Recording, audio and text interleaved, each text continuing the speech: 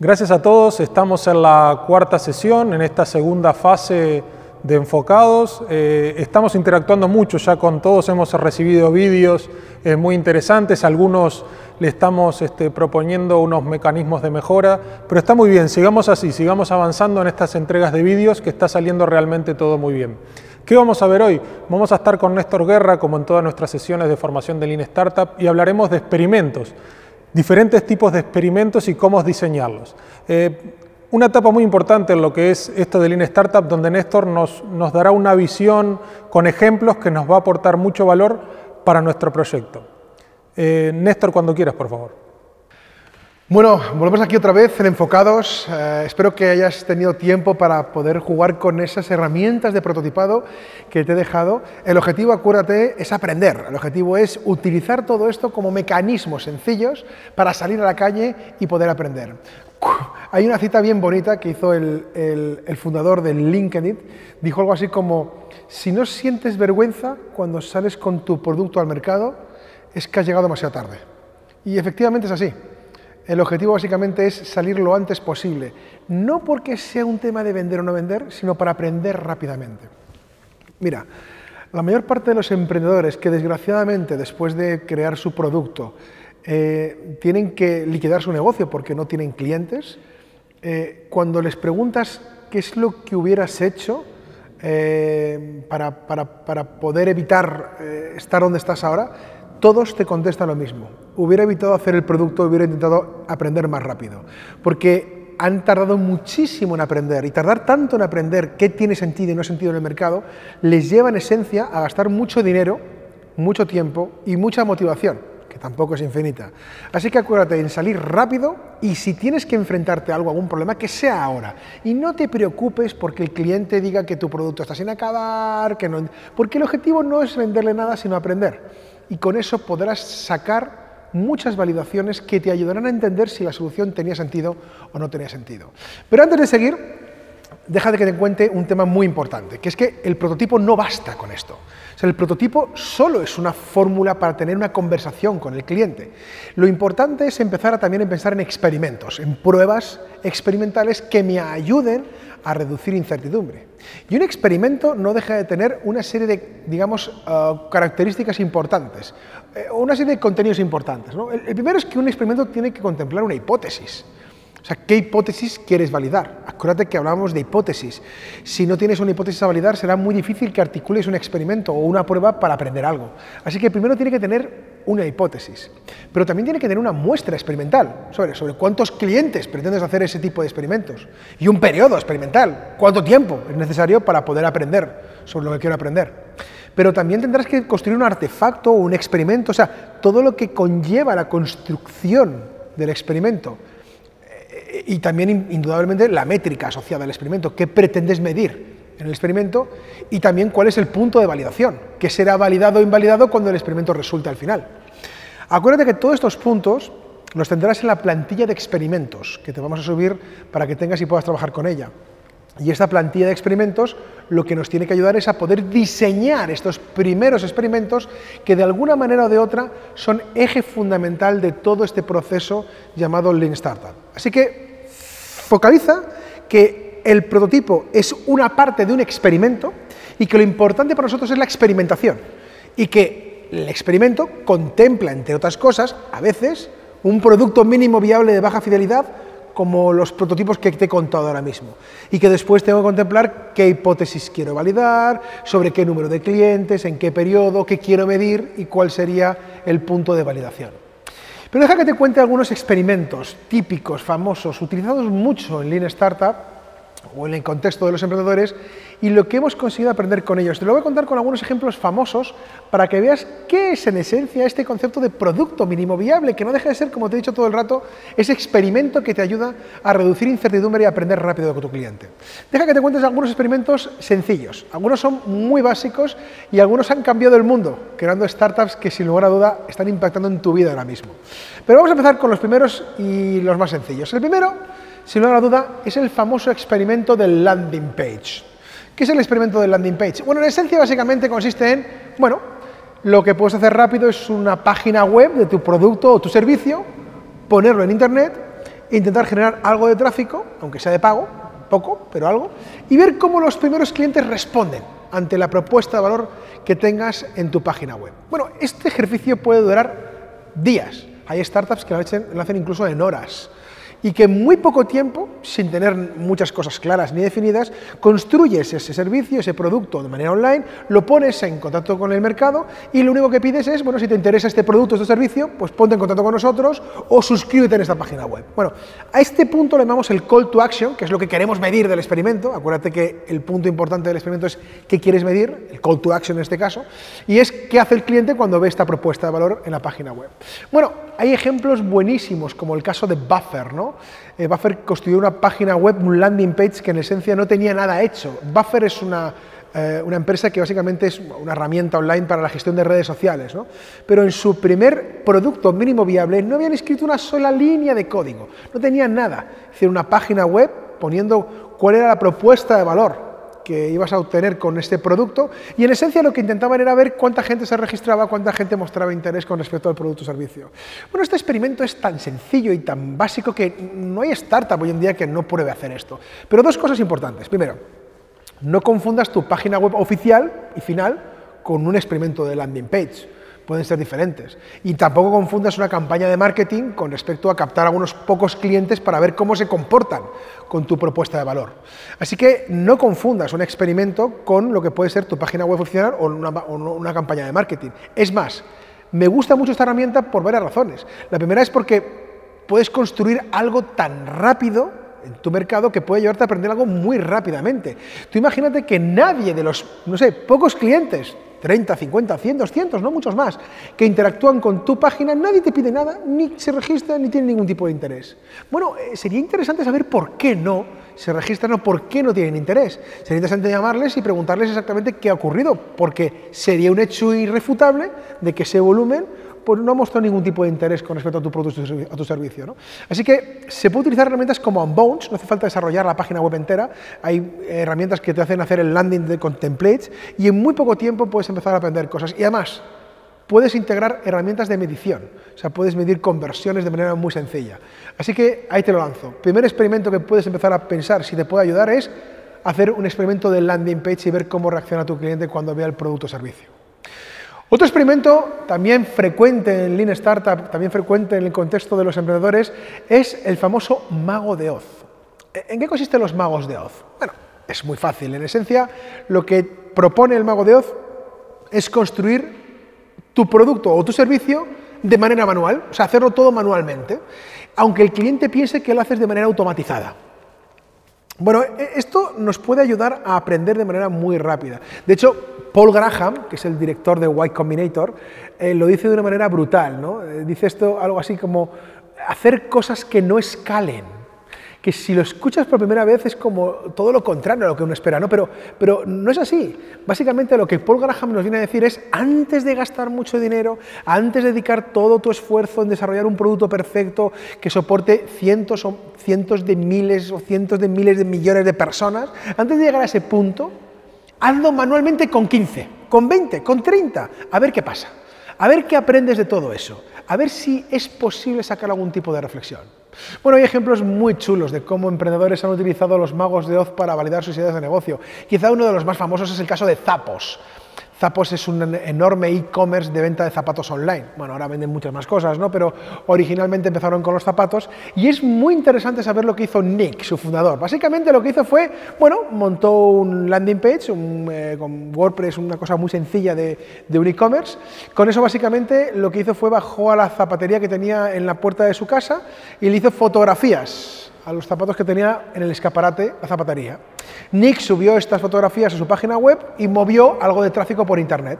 Intentaba adivinar o descubrir qué cliente le interesaba qué zapato y si la gente compraría zapatos online, sin necesidad de montar una gran estructura ni un gran enorme e-commerce, lo hizo de manera muy manual.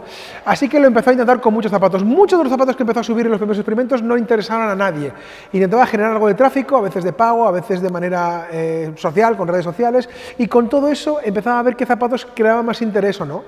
Cuando había algún interés, algún tipo de zapato, un cliente mandaba un correo o preguntaba con respecto a ese zapato, Nick le ponía la cantidad económica que era, el cliente le hacía la transferencia y lo que hacía Nick era bajaba a la zapatería, compraba el zapato, subía a su casa, lo empaquetaba, se lo llevaba a UPS y se lo enviaba al cliente. Hacía toda la operación manual, todo.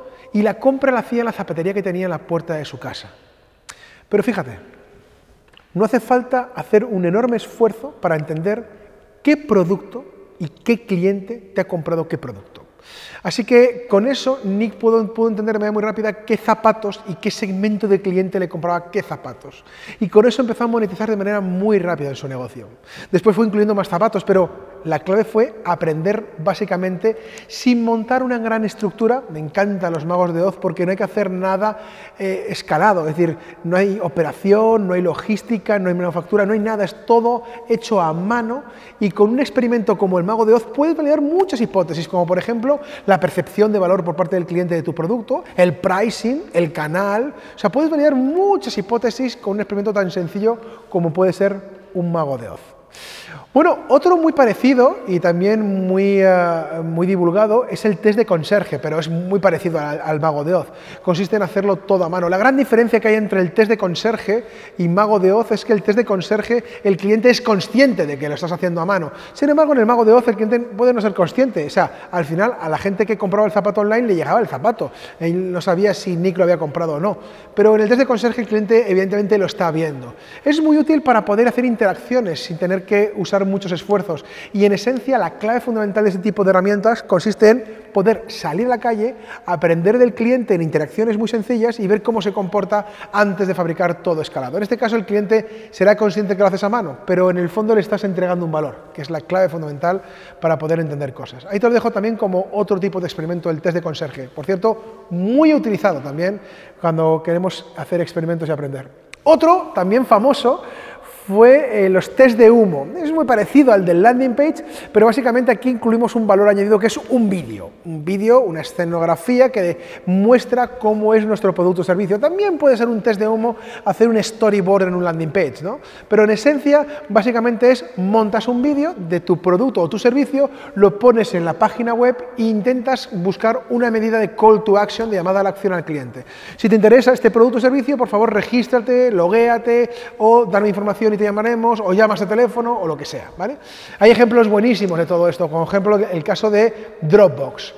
Dropbox lo que hizo fue poner una página web, puso un vídeo de cómo sería el servicio de Dropbox y dijo algo así como, si te interesa este producto o servicio, regístrate en la página web.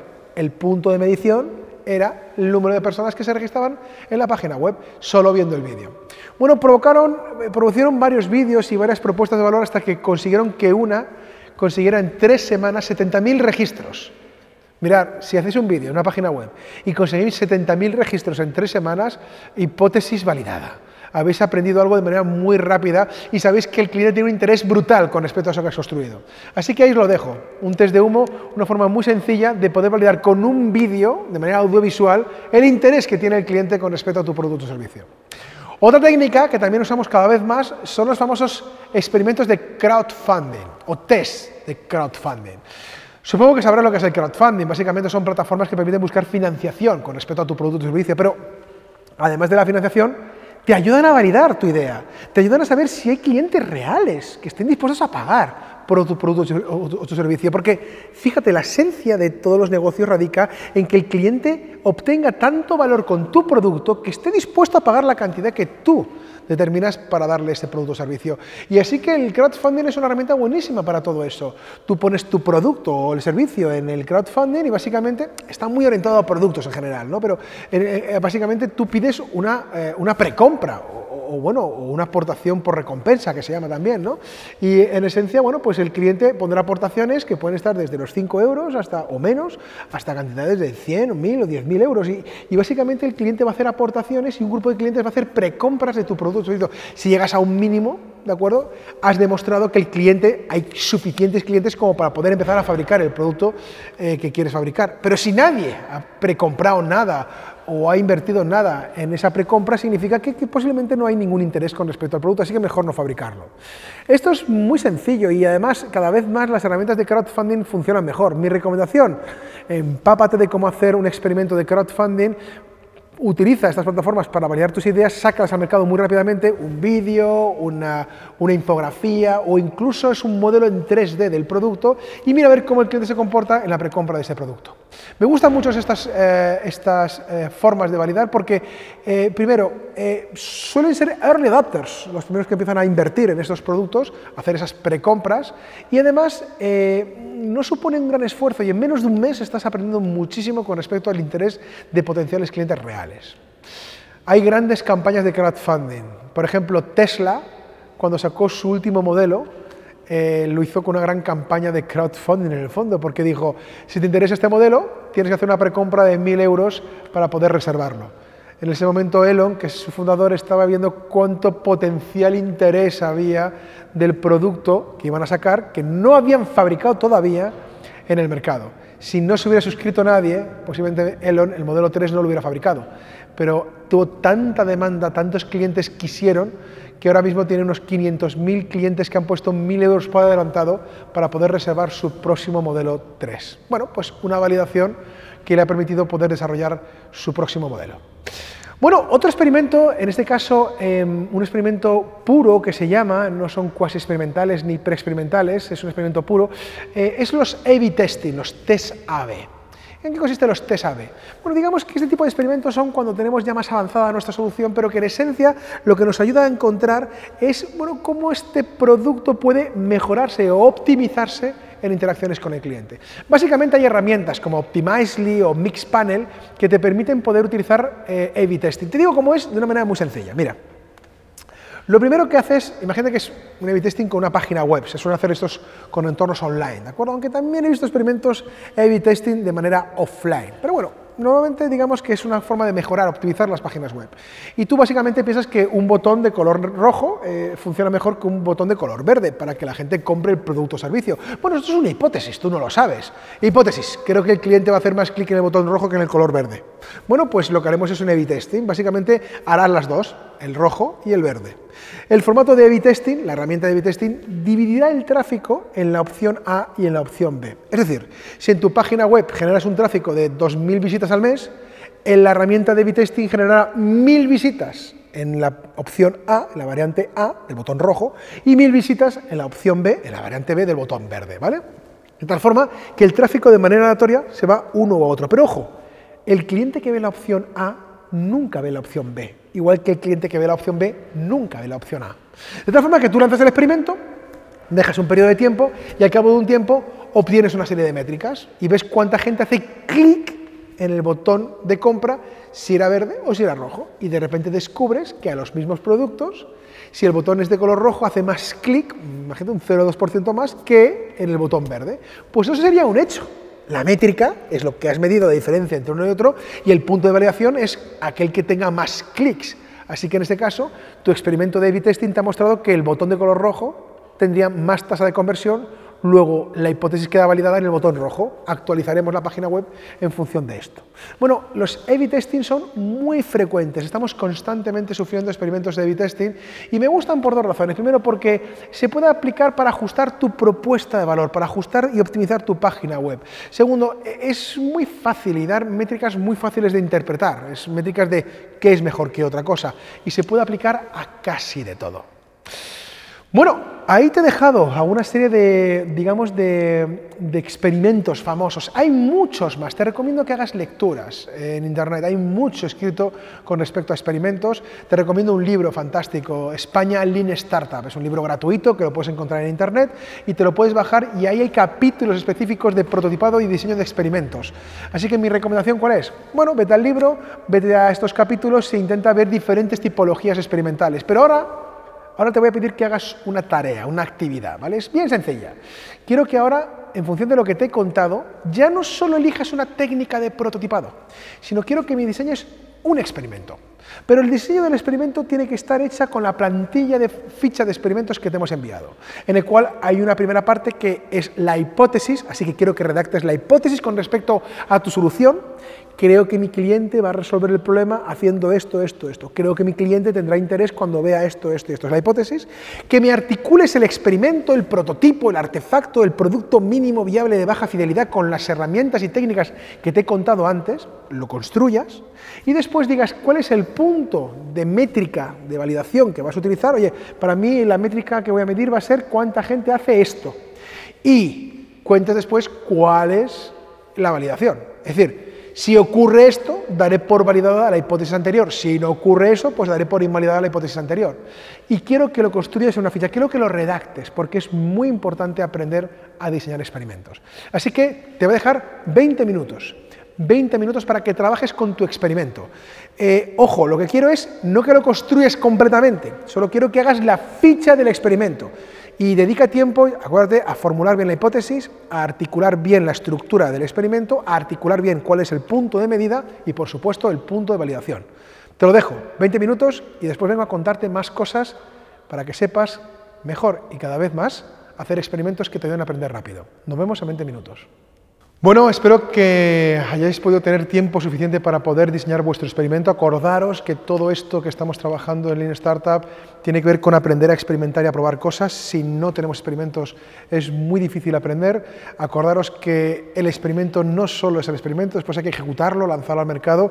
Y bueno, y vimos diferentes tipologías de experimentos. Y básicamente estamos en un momento en el cual hay que desarrollar y hay que entender puntos interesantes cuando uno construye estos experimentos, estos productos mínimos viables para aprender del cliente y sacar conocimiento validado. Pero bueno, deja que te cuente un punto muy interesante, que es el famoso call to action, ¿no? Medida a la acción, medir el comportamiento del cliente cuando estamos en un entorno de experimentación y de prueba, ¿no?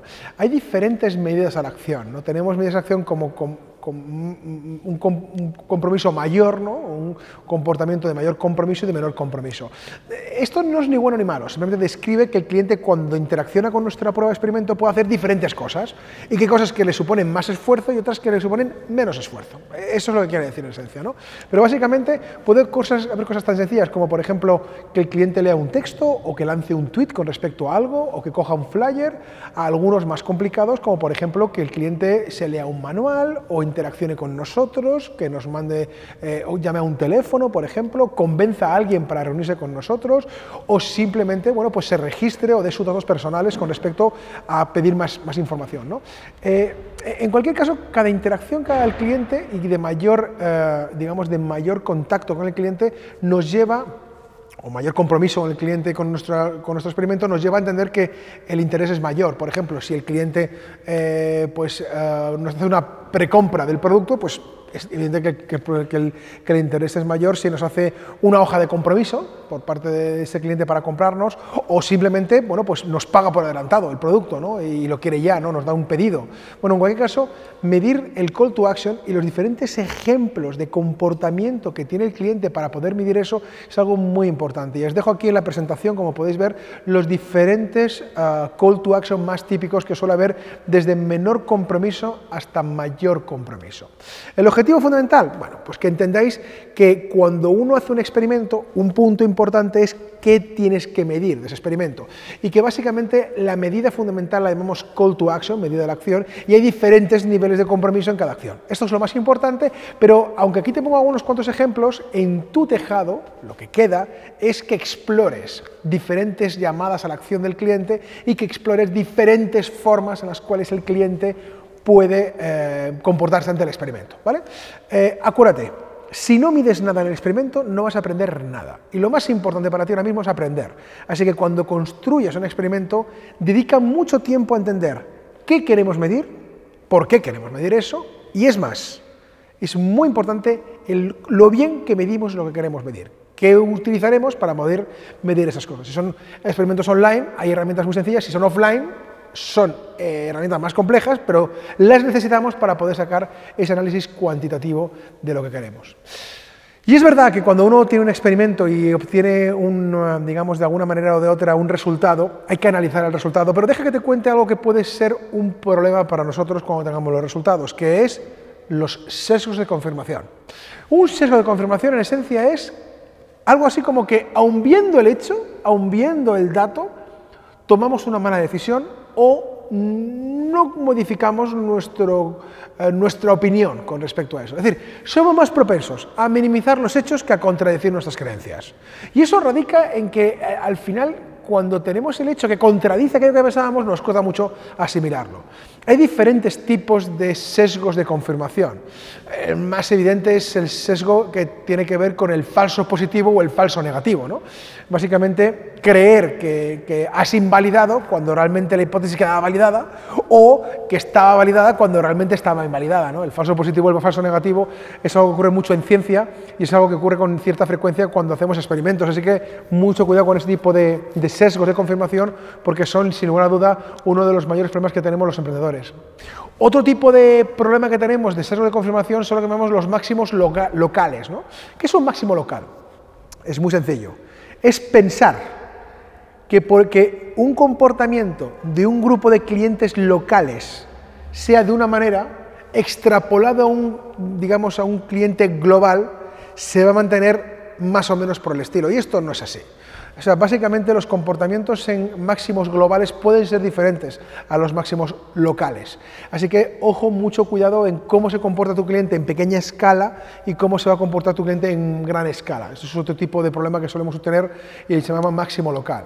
Otro es lo que llamamos los máximos agotados, ¿no? Que básicamente es, bueno, como distorsiones, comportamientos raros del mercado que no hemos entendido y que nos lleva a métricas raras o métricas difíciles de entender o difíciles de aprender. En cualquier caso, a eso se llaman máximos agotados y es no entender los entornos y los mapas de stakeholder que vimos en la primera sesión, acuérdate, y las diferentes interacciones que hay en el mercado. Y el último de todos los sesgos así de confirmación más importantes es lo que llamamos los datos equivocados o datos erróneos, ¿no? Por eso es tan importante poder tener herramientas que garanticen que la forma de recoger la métrica y el dato es correcta, ¿vale? Pero aún así, tenemos muchos problemas. Además de los problemas de los sesgos, tenemos problemas de muchos tipos. Un problema muy típico cuando uno hace estos experimentos de producto mínimo viable es pensar que un producto mínimo viable es un producto cutre. Y no es verdad, no es cutre. O sea, cutre es una actitud. Barato es una opción. O sea, yo elijo ser barato, pero no acepto ser cutre. Y aquí lo importante es aprender. Así que la gente suele confundir la cutrez del producto con el valor del aprendizaje. Y son cosas diferentes. Quiero aprender, no quiero vender el producto. Lógicamente un producto hecho en cartón es un cutre el producto. Pero si el aprendizaje es válido, entonces he aprendido mucho de manera muy barata. Y eso es lo más importante para nosotros. Lo creativos y lo buenos que seamos aprendiendo el mínimo coste posible.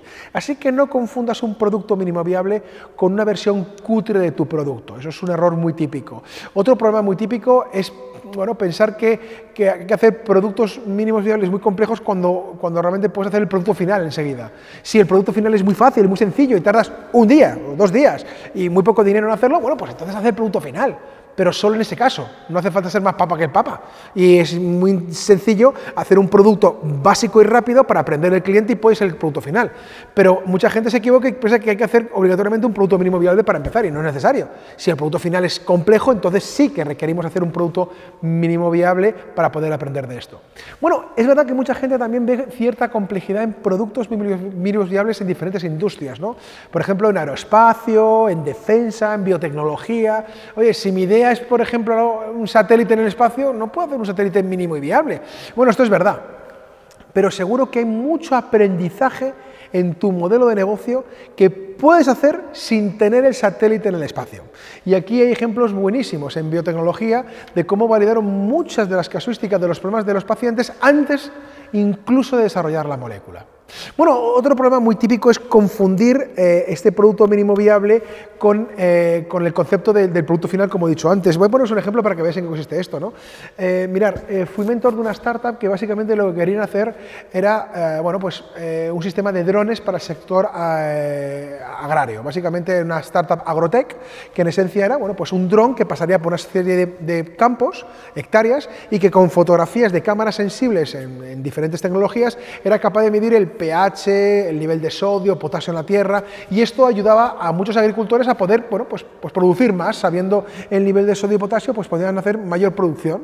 Bueno, ¿su idea de producto mínimo viable cuál fue? Bueno, fue coger un dron, que además eran grandes, poner las cámaras y bueno, pilotarlo a mano e intentar coger algunas fotografías. Pero fíjate, eso ya casi era el producto final, no hacía falta eso. Lo que hicimos, y además era bastante caro el dron, lo que hicimos básicamente fue, como producto mínimo viable, la hoja, el informe que le dábamos a los agricultores después de pasar el dron por encima de sus tierras. Lógicamente la información no la teníamos, así que utilizábamos una hoja fake, falsa, una hoja de un ejemplo para ponérselo en contacto con el cliente y aprender de él. Fue curiosísimo lo que aprendieron, porque cuando se sentaron con los primeros agricultores, les enseñaron la hoja y les dijeron, bueno, eso sería un ejemplo de qué informe te vamos a dar con nuestros drones y con esto vas a poder producir mucho más de lo que estás produciendo, ya que mejoraremos, bueno, pues el tipo de tierra que tienes y cómo poder analizarla.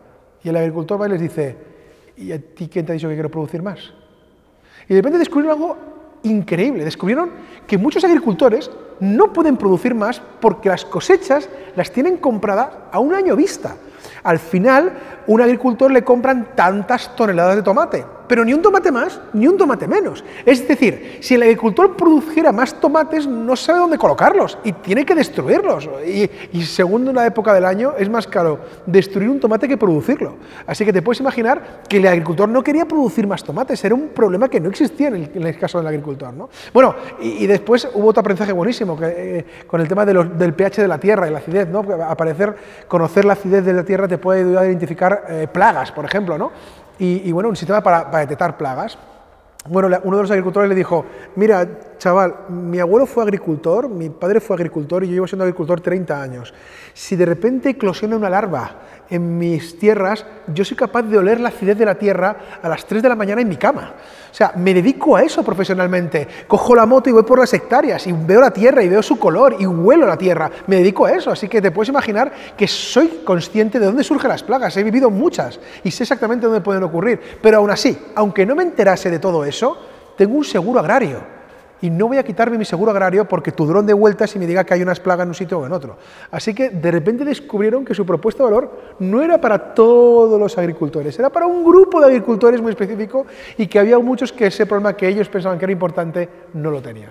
Bueno, pues un ejemplo muy sencillo para que veáis que una simple hoja nos ayudó a aprender muchísimas cosas que posiblemente nos hubieran hecho quebrar el negocio para haber comprado un dron que casi costaba $30.000, el dron aquel. Bueno, esos son los problemas que podemos soler tener cuando construimos un producto mínimo viable, ¿no? Y deja que te dé 3 recomendaciones, 4 recomendaciones muy sencillas, ¿no? Antes de contarte la tipología experimental. La primera es, ojo, identifica bien qué es viable para el cliente, para entender exactamente cómo medirlo, y eso lo vas a obtener en las entrevistas. Segunda recomendación, nunca, nunca, nunca y nunca es culpa del cliente. Si no funciona, si el cliente no se comporta como tú querías, el cliente no es imbécil, es lo que él ha determinado, así que no le puedes echar la culpa porque no funcione como tú querías. Tienes que utilizar eso como aprendizaje, no como culpabilizar al cliente. No, es que la gente es tonta, no sabe cómo hacerlo. No, no, no, el tonto eres tú, porque no estás entendiendo qué es lo que quiere el cliente. Así que nunca es culpa del cliente si no funciona el experimento. Otra recomendación, utiliza los early adopters. Esa es mi recomendación más útil. Identifícalos, como vimos en la sesión anterior, e intenta experimentar con ellos. Vas a aprender muchísimo más que con otro perfil de cliente. Y es muy importante que todo el feedback, todo lo que aprendas, lo incluyas en tu modelo de negocio, lo incluyas en la evolución de tu producto o tu servicio. Y lo último, mide bien. Si no mides, será muy difícil poder aprender exactamente en tu experimento. Bueno, te he contado una serie de call to action y de recomendaciones, así que ejercicio muy básico y muy sencillo que te pido ahora. Identifica cuál sería el call to action. Te voy a dar, 10 minutos para que hagas esto, pero creo que en tu experimento dedica un poco más de tiempo a ver qué tipo de acción va a ser útil para que tu cliente pueda comportarse de una manera o de otra y intenta, ya sabiendo los problemas que tenemos y las recomendaciones que te he dado y los sesgos de confirmación, intenta rediseñar y repensar un poco más el experimento que vamos a hacer. No hay peor experimento que aquel que no aprendemos nada. Así que vamos a dedicarle un poco más de tiempo a saber que esto funciona bien y que el experimento está bien diseñado. Así que dedica esos 10 minutos a saber que la medida, lo que vas a medir, el call to action, es el correcto en función de los que te he dado. Nos vemos en esos 10 minutos. Bueno, pues posiblemente uno de los problemas que te has encontrado ahora, después de diseñar bien tu experimento, es, bueno, Néstor, ¿y cuántos más experimentos tengo que hacer? ¿Y cómo va a evolucionar todos estos experimentos? Bueno, es difícil categorizar los experimentos, es difícil categorizar qué tipología de prueba hay que hacer en función de qué, pero lo más importante es que intentes tener sentido común a estas cosas. En cualquier caso, es verdad que después de hacer muchos experimentos y muchas pruebas, hemos determinado dos cosas fundamentales, que es, se pueden parametrizar algunos experimentos en función de alguna serie de variables que sabemos que, bueno, suelen funcionar razonablemente bien. Esto lo hemos puesto en una serie de gráficas que te voy a mostrar aquí en la presentación para que veas un poco cómo funciona todo esto. Por ejemplo, en esta gráfica hemos cruzado dos ejes fundamentales. El primer eje fundamental hemos cruzado es, bueno, el número de interacciones que hacemos con clientes, y en el otro eje lo que hemos cruzado es la evolución del producto mínimo viable. Un producto mínimo viable de muy baja fidelidad está en la parte inferior y en la parte superior está el de alta fidelidad. Te das cuenta que aquí aparecen como diferentes tipos de experimentos que, por cierto, en función del tamaño del círculo determinan la complejidad. El más grande de todos, como estás viendo, es el producto final. Pero entre el producto final y una entrevista hay diferentes tipos de experimentos que puedes categorizar en función de, bueno, el número de interacciones que hagas con clientes, con pocas interacciones o con muchas interacciones, o lo evolucionado que esté tu producto mínimo viable. Bueno, esta gráfica te va a ayudar un poco a categorizar o a intentar entender dónde están todos estos productos, experimentos y pruebas que puedes ir haciendo. Bueno, otro ejemplo es el de esta gráfica, ¿no? que describe si podemos validarlas en función de validar el problema, validar la solución y el nivel de incertidumbre. De tal forma que si el nivel de incertidumbre es alto y quieres testar el problema, bueno, pues el tipo de experimento que solemos hacer pues son entrevistas, shadowing, bueno, pues focus group, bueno, digamos que una interacción mucho más sencilla en el cual queremos entender el problema, quién es el cliente, qué tiene el problema. Si queremos validar la solución, pero la incertidumbre es muy alta, usamos un test de conserje, usamos experimentos mucho más sencillos, que me permitan un poco entender cómo el cliente se muestra ante la solución, si la solución resuelve el problema, si es la solución correcta, si realmente el cliente percibe un valor en ese tipo de solución, cómo interactúa con ella. Si realmente queremos validar la interacción del cliente con respecto a al problema, pero con baja incertidumbre, en ese caso queremos validar el precio. Así que haremos experimentos de Mago de Oz u otros experimentos parecidos, como el del landing, para poder validar exactamente qué precio tiene el cliente y cómo el cliente percibe el precio. Hay un tipo de experimento que se llama wallet, el test de wallet, que es un experimento muy típico para validar el precio. Y por último, podemos hacer baja incertidumbre con respecto al, bueno, pues a validar la solución. Y en este caso tendremos ya un producto que el cliente pueda interactuar con él y quiero validar cómo poder optimizarlo, cuáles son las características fundamentales que tiene el cliente, cómo resuelve el problema del cliente. Aquí un A/B testing o un test multivariable pueden ser los mejores experimentos para poder validar. Bueno, ahí te lo dejo. Son diferentes gráficas, diferentes enfoques de matrices que describen diferentes formas de, por ejes, ver qué tipo de experimento encaja mejor uno con otro. El objetivo fundamental de todo esto, bueno, es muy sencillo, es tener un pool de gráficas que te digan qué experimento encaja mejor en qué espacio, en función de variables que pueden ser incertidumbre, tester de problema, desarrollo del producto mínimo viable, interacción con número de clientes, si quiero saber lo que dice, si quiero saber lo que hacen. Bueno, son diferentes enfoques cuantitativos, cualitativos, que te van a ayudar a poder determinar qué tipología de experimento encajaría mejor o no con lo que tienes entre manos. ¿Por qué? Porque no hay un solo experimento. No, esto no es tan fácil. Tendrás un pool de experimentos, tendrás muchos experimentos que tendrás que ir construyendo, porque ojalá todo sea tan fácil como, bueno, tengo una idea, salgo al mercado, lo experimento y me queda validado y construyo el producto. Bueno, eso sería lo ideal, pero eso no ocurre nunca. Lo que suele ocurrir es construyo el producto, o construyo el experimento del producto, hago una validación, queda invalidado, aprendo algo, eso que aprendo me ayuda a ajustar algo el producto, vuelvo a lanzar el experimento, se queda invalidado, pero hay otra cosa que aprendo y voy ajustando sistemáticamente diferentes hipótesis en el modelo de negocio. Y aquí descubrirás que no solo hay hipótesis con respecto al problema, también hay hipótesis con respecto al canal de distribución, hay hipótesis con respecto a la captación de clientes, hay hipótesis con respecto al modelo de precios, a la fijación de precios, al modelo de ingresos, hay hipótesis con respecto a tus recursos clave, incluso hay hipótesis con respecto a los socios clave. Es fácil querer llegar a acuerdos con todo el mundo. Ahora veremos quién nos firma un acuerdo y cómo lo firma. Bueno, pues todo todo este pool de hipótesis, tenemos que empezar a validarlos con diferentes tipos de pruebas, ya sean entrevistas sencillas o ya sean un A/B testing o un mago de Oz o diferentes tipos de experimentos. Y al final todo este conocimiento lo tienes que repositar en estas fichas de experimentos, tanto en las fichas que te he dicho, en las cuales están las hipótesis, el experimento, la métrica y el punto de validación, como en las fichas de aprendizaje, en las cuales repositas todo lo que has aprendido para después ver si tienes que pivotar o ajustar algo en tu modelo o en tu producto. Hablaremos después de los pivotajes, pero es muy importante que entiendas que todo ese conocimiento tiene que acabar en tu modelo de negocio. Es decir, al final, el Canvas es un repositorio de todo lo que aprendes, porque tu producto no es un producto, tu producto es todo un modelo. Y lo importante para ti es que todos los bloques y subgrupos del modelo sean coherentes, funcionen y tengan un flujo para que crees valor y puedas monetizar ese valor. Así que recuerda, cuando arranques es muy importante que hagas no experimentos complejos, que te tardas mucho en aprender, sino que hagas experimentos cortos, rápidos al principio, cuanto más incertidumbre tengas. Es decir, cuanto más incertidumbre hay, que es al principio, más rápido y tonto puede ser el experimento, porque cualquier cosa que hagas aprenderás algo, porque la incertidumbre es muy alta. Pero cuanto más cosas aprendas, más te va a costar aprender y más complejos serán los experimentos. Así que recuerda, la complejidad experimental está alineada al nivel de incertidumbre. Mayor incertidumbre, más sencillo el experimento; menor incertidumbre, más complejo el experimento. Así que, en el fondo, es una buena noticia. Quiere decir que tu primer experimento te tiene que costar muy poco, porque aprenderás mucho con muy poco. Y al final, si lo ves, todo queda en un workflow de trabajo, como vimos el primer día. Acuérdate de esta gráfica que estás viendo ahora mismo en la presentación, que muestra el flujo Lean Startup. Primero, diseñamos el modelo de negocio. Del modelo de negocio lo que estamos teniendo es las hipótesis. Esas hipótesis, lo que haremos después es construir experimentos, no uno, muchos experimentos. Y tendremos un backlog, una cola de experimentos, muchos experimentos.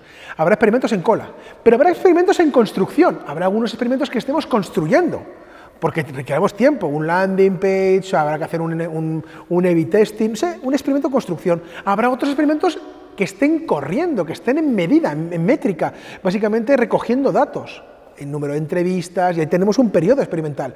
Y habrá experimentos en aprendizaje. Los experimentos en aprendizaje los recojo y los llevo al review de negocio. Y cada periodo que ocurre entre experimentos le ponemos un nombre. Se llama sprint.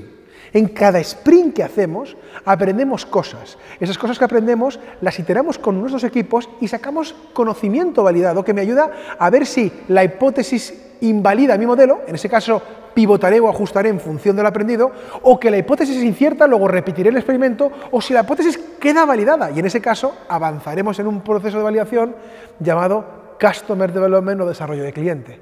Así que en el fondo es un Kanban de estructura productiva de experimentos que, como puedes ver en esta slide, básicamente lo hacemos con Trello. Y voy a subirte para que tengas también la herramienta de Trello y la plantilla que utilizamos para tener hipótesis, la priorización de hipótesis, después tendremos los experimentos en cola, los experimentos en producción o en ejecución, los experimentos en medida y los experimentos en aprendizaje con validados o invalidados. Todo esto es un flujo de trabajo, así que lo que te dedicas en la fase de búsqueda es a probar, a entender, a aprender y a sacar el mayor conocimiento validado dentro de nuestra startup. Y el contenido fundamental de todo esto es todo lo que aprendamos del mercado en nuestro modelo de negocio. ¿Qué te recomiendo que hagas ahora? Muy fácil. Vas a hacer lo siguiente. Vas a cogerte la plantilla de Trello que te hemos dado. Vas a darte de alta en Trello si no lo estás. Y después cogerás la plantilla del Trello y empezarás a escribir todas las hipótesis que tienes en la columna de hipótesis, las priorizarás después y montarás el experimento que has hecho en la ficha de experimento, lo vas a incluir dentro de nuestro Trello. Esta herramienta será eje fundamental del proceso de validación y lo vas a utilizar para poder ver cómo de rápido aprendes y cómo de bien se mueven tus experimentos en un ejercicio productivo de muchas pruebas que te ayuden a aprender cosas. Así que te va a dejar 20 minutos. Si no conoces Trello, mi recomendación es que vayas a YouTube y pongas tutorial de Trello, y hay muchos tutoriales de Trello que te ayudarán a poder aprender a utilizarlo. Se aprenden 5 minutos, no más. El resto es empezar a incluir todas las hipótesis, a priorizarlas y a incluir los experimentos que tengas en la plantilla. Ahora tienes uno, empezarás con uno. Dentro de muy poco tendrás decenas de experimentos. Cuanto más experimentes, más aprenderás. 20 minutos y volvemos. Bueno, pues gran sesión en la que tenemos hoy, ¿no? Hoy hemos aprendido a entender qué es un experimento, cómo construirlos, tipologías de experimentos. Bueno, hemos visto muchas cosas, incluso cómo es el workflow y dónde montar dentro de un Trello un Kanban de experimentos para ver cómo es el flujo de trabajo que hay en las diferentes tipologías de pruebas que hagamos para validar y experimentar, ¿no? Acuérdate de todo esto, ¿no? Porque la clave de un emprendedor, ya sabes, es lo rápido que aprendemos, ¿no? Y no paro de decirlo. Hay muchos emprendedores que piensan que su ventaja competitiva está en la idea, y la idea no es una ventaja competitiva. La ventaja competitiva es lo adaptativo y lo ágil que seas. Esa es la ventaja competitiva. Y aquí la clave es la cantidad de conocimiento que obtienes del mercado al menor coste posible. En cualquier caso, dos cosas fundamentales con respecto a esto. Recuerda que todo el proceso nos lleva a sacar nuevo conocimiento, y si ese nuevo conocimiento de alguna manera o de otra no está siendo repositado en nuestro negocio, entonces es inválido, no nos sirve para nada. Así que recuerda, para acabar esta última parte del proceso de Customer Discovery, que es donde estamos dentro de Customer Development, acuérdate de desarrollo del cliente tenía 4 estadios, y el primero era descubrimiento del cliente o Customer Discovery, el encaje que hay entre el problema y la solución. Lo que quiero que me encontréis ahora es todos los hechos que tengáis después de experimentar en cada review de negocio, en cada sprint, con respecto al problema y la solución. Los agrupéis, los pongáis visuales en la pared, y con todo esto os hagáis la pregunta de dónde están tus clientes y cómo encontrarlos. Si el problema es un hecho y realmente el cliente es frecuente, es importante, es real, y si tu solución o algún experimento con respecto a tu solución ha mostrado o ha indicado algún tipo de interés por parte de algún grupo de clientes, y qué clientes han mostrado ese interés. Todo esto lo tienes que poner e intentar desarrollar la mayor cantidad de hechos posibles que puedas con respecto a esto. Y si resulta que no, y si resulta que tienes que pivotar, ajustar o cambiar algo en el modelo, en ese caso te voy a contar algunos tipos de pivotajes que suelen existir cuando tenemos que cambiar algo en el modelo. Lo primero es que distingas muy bien la diferencia que hay entre pivotaje e iteración. Es muy sencillo. Un pivotaje es un cambio de estrategia sin un cambio de visión. O sea, yo manteniendo la visión de mi negocio, cambio la estrategia, cambio algo de la lógica de mi negocio, hago dentro del modelo de negocio. Recuerda que un producto, un servicio puede tener diferentes modelos de negocio. Y una iteración, en el fondo, es una modificación pequeña del producto o del servicio. Es decir, es una mejora, es una adaptación, es un cambio, eso se llama iteración. Bueno, ya sé que son terminologías, pero es bueno tener claro que un pivotaje es algo más estratégico y una iteración es algo más táctico, ¿vale? Simplemente es que sepas la diferencia. Y voy a contaros diferentes tipos de pivotajes o iteraciones, ¿vale? El primero, sin lugar a duda, es lo que llamamos pivotaje o iteración, en este caso, con respecto al acercamiento, que básicamente es que una de las características de tu producto o tu servicio se convierte en un producto final. O sea, que realmente de todo lo que tú pensabas que iba a ser, hay solo una parte que aporta valor al cliente, el resto no lo aporta. Y eso se va a convertir en el producto final. Eso se llama iteración con respecto al acercamiento. Una iteración de alejamiento es todo lo contrario, es que tu producto final será parte de un producto mayor, porque te das cuenta que el cliente requiere más valor o más entrega de producto o servicio y tienes que ampliarlo. Así que en ese caso sería una iteración, un cambio en el producto en alejamiento. Bueno, otra es un pivotaje con respecto al segmento de clientes. Eso sí que es un pivotaje en el cual descubres que hay un segmento de clientes que el problema no era el que tú pensabas, pero hay otro segmento de clientes que sí que efectivamente el problema es importante. A eso le llamamos pivotaje con respecto al segmento de clientes. Otro tipo de pivotaje muy típico es el pivotaje del problema. Es decir, hemos identificado un problema mayor en el cliente que somos capaces de resolver.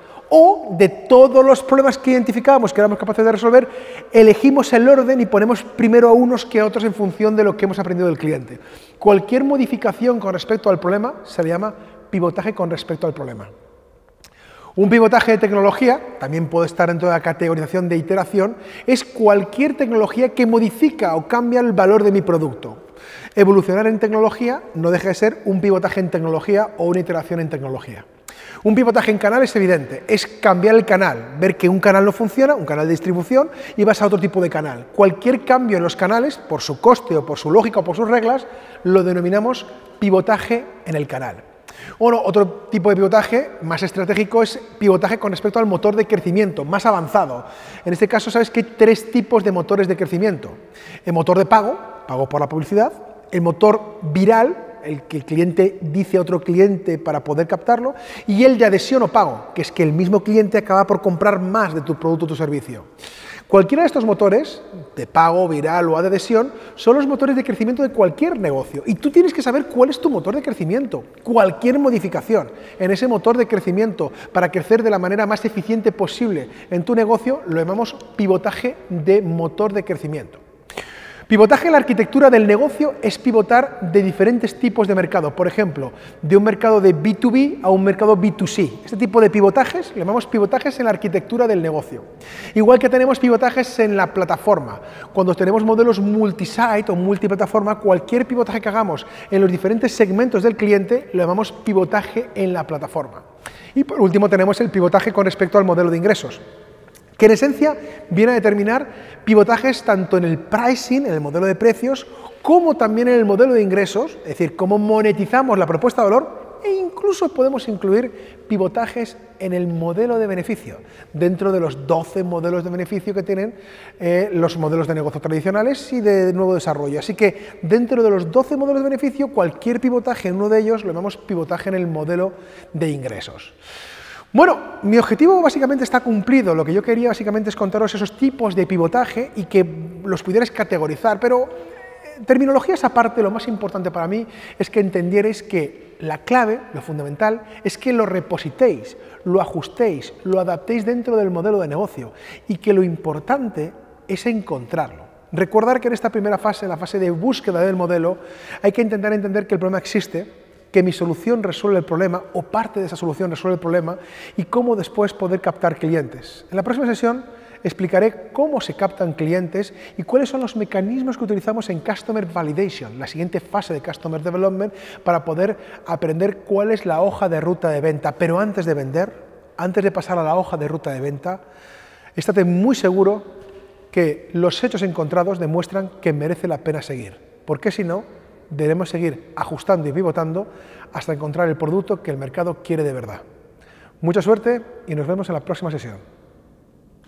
Hemos escuchado a Néstor con esto de los experimentos, con el test de humo, con Dropbox. Animémonos a experimentar, animémonos a crear. Es muy importante estar en esto de la creación y la experimentación. No olvidarse para el 10 de mayo la entrega de los vídeos y lo que dice en nuestros eventos. Repasar eventos del 21 de abril y el 27 de abril, cada uno tiene lo que se pide para esta entrega del próximo 10 de mayo. Y no olvidar, por favor, seguir entregándonos estos vídeos que están realmente muy bien. Seguimos interactuando con ustedes. Muchas gracias.